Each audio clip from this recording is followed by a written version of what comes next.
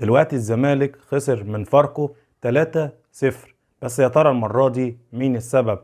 السحر والشعوذة، ولا محمود الخطيب، ولا اتحاد الكورة، ولا الإعلام، ولا فريرة، ولا أسامة نبيه اللي أنا مشيته من أسبوع وقلت إن اللعيبة بتشتكي منه ومش عاوزاه؟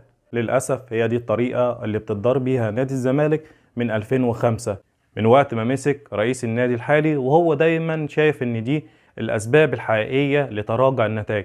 عمره ما شاف نفسه غلط، وعمره ما شاف إن هو صاحب المشكلة وهو السبب في تأخر أو تراجع نتائج الزمالك في السنين اللي فاتت. المشكلة إن بيدخل الزمالك دايما طرف في نزاعات وفي مشاكل هو ملوش علاقة بيها، ودايما الزمالك هو اللي بيتعاقب، وآخرهم مشكلته مع اتحاد الكورة اللي بالمناسبة ساب 31 يوم، اللي راحوا يسجل 3 لعيبة قبل قفل القيد بتلت ساعة.